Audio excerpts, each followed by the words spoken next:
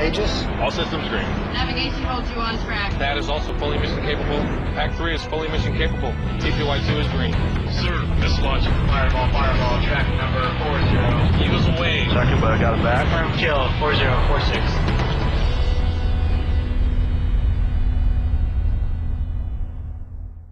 I'm committed to deploying strong missile defense systems which are adaptable to the threats of the 21st century. The best way to responsibly advance our security and the security of our allies is to deploy a missile defense system that best responds to the threats that we face and that utilizes technology that is both proven and cost-effective. Responding to guidance from President Obama and Secretary of Defense Gates, the U.S. Department of Defense finalized a congressionally mandated ballistic missile defense review. The review reaffirms the need for reliable, limited missile defenses for protection of the United States and effective and more numerous regional defenses against short, medium, and intermediate range ballistic missiles to defend our forces and our allies. We are still building a highly integrated, layered approach to missile defense. However, the threat, technologies, and operational considerations are continually changing, and there comes a time when we need to ensure that our acquisition programs, our operational concepts, our policies are all aligned, and the BMDR has given us a great opportunity to do that. The Missile Defense Agency will implement the Ballistic Missile Defense Review with a reliable, timely, and fiscally responsive approach. Deployment of capabilities to defend the U.S. homeland against limited ballistic missile attack remains a high priority. With the investments made in the ground-based mid-course defense system over the past decade, the United States has a defense in place against limited long-range attacks. The United States employs a network of space-based, ground-based, and sea-based sensors using a sophisticated command and control infrastructure to integrate homeland defense operations. In late 2008, the Missile Defense Agency demonstrated the integration of space sensors, land-based radars at Juneau, Alaska, and Beale Air Force Base in California, and sensors on board Aegis ships and the sea-based X-band radar. MDA launched a target missile from Kodiak, Alaska, and a ground-based interceptor from Vandenberg Air Force Base. The command and control node in Colorado Springs conducted the battle management and directed the flow of data throughout the system, making it possible for the exo-atmospheric kill vehicle to intercept its target. MDA continues to upgrade the interceptors, ground system components, sensors, and command and control. The agency also rigorously tests our homeland defense system. As the missile fields in Alaska and California and current interceptor production are completed, MDA will establish an interceptor fleet refurbishment, reliability monitoring, and upgrade program to sustain our homeland defenses beyond the next decade. The agency will enhance missile defense to defend U.S. deployed forces, allies, and friends against regional threats, and in the future, defeat large raid sizes and intercept missiles early in flight. To effectively meet this goal, MDA must work closely with the regional combatant commanders in order to support their requirements as it integrates the ballistic missile defense system.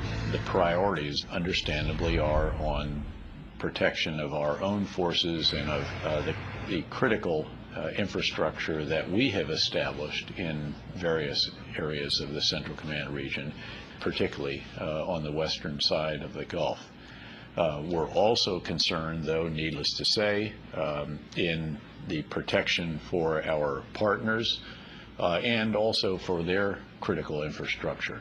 Transportable and mobile surface sensors such as ANTPY-2 and the Aegis Spy-1 can be deployed into a region to enhance defenses in a combatant commander's area of responsibility.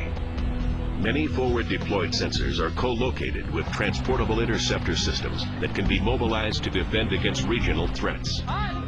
The Patriot Advanced Capability 3 defends against short-range threats and is deployed today in multiple regions, from the Pacific to Europe to the Middle East.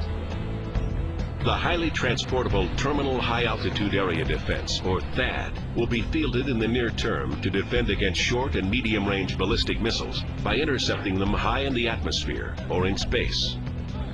Aegis ships integrated with SM-2 terminal interceptors and SM-3 hit-to-kill mid-course interceptors provide a mobile capability that may be rapidly deployed to a region to protect against short and medium-range ballistic missiles.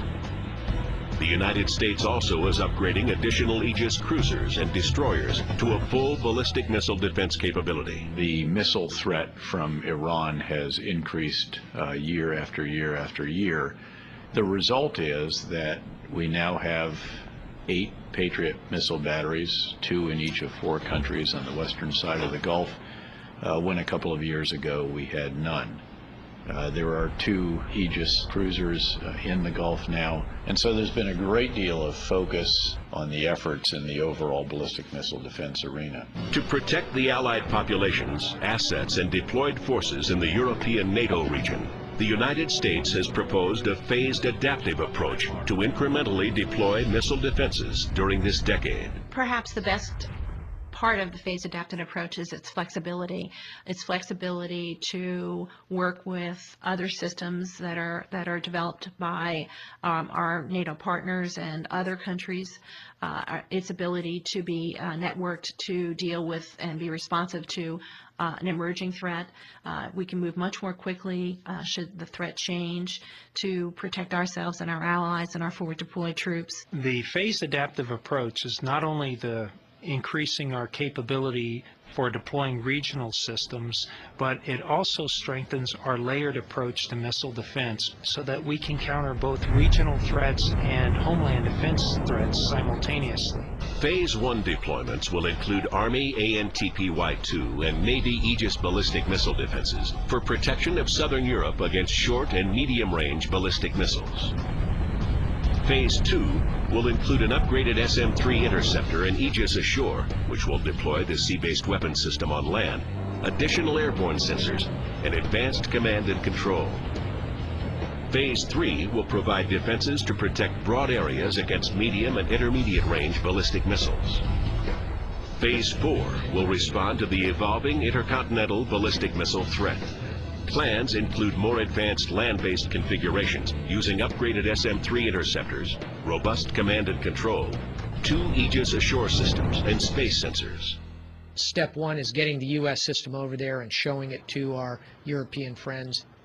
I think the next step is to integrate with NATO and then offer NATO nations the opportunity to build a parallel architecture that can seamlessly bring together the U.S. and the NATO side of this.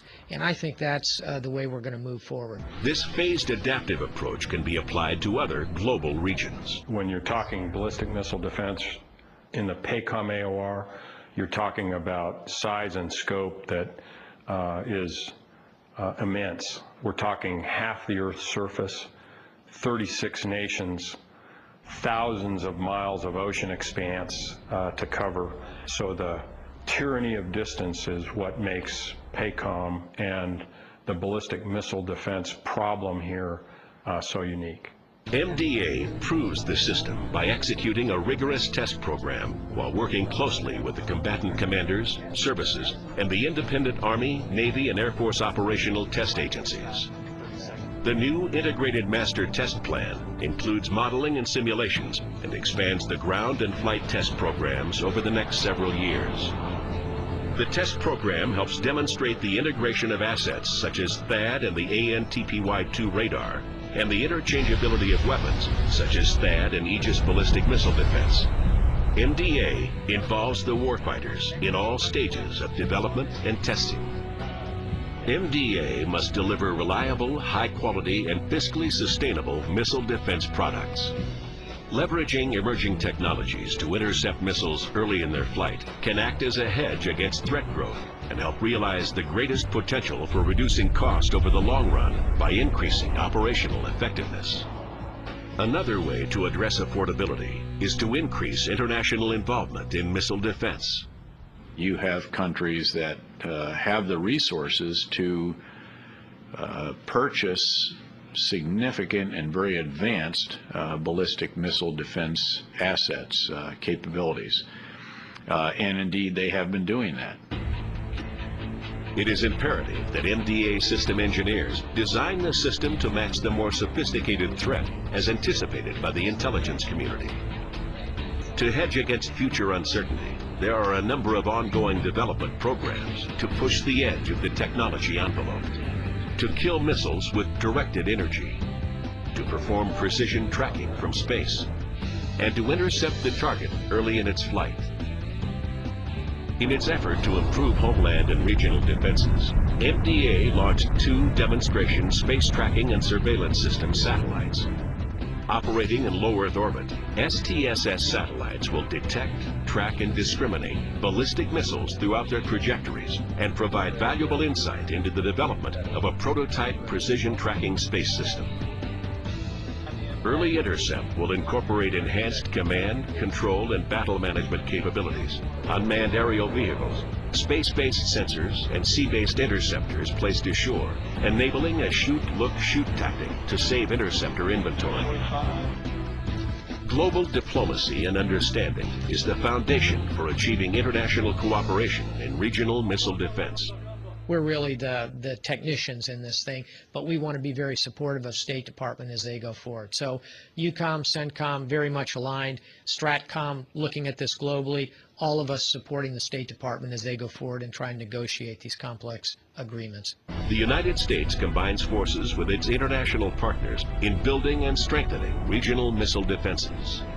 Working through the implementation process together, the United States and its allies will reap the benefit of economies of scale and development of high-quality, reliable missile defenses. This was really an opportunity for the Obama administration to put against a current threat proven technologies much sooner so that we could protect NATO indivisibility, and that we were working cooperatively with our allies and with our other partners in a very transparent way to make sure that this defensive system, which is flexible but also adaptive to the threat, is delivered very soon to protect us against what we consider to be a looming threat. As it takes on the challenges that lie ahead, the Missile Defense Agency will prove its commitment to protect the United States homeland, U.S. forward deployed forces, and its allied and friendly nations from the evolving ballistic missile threat.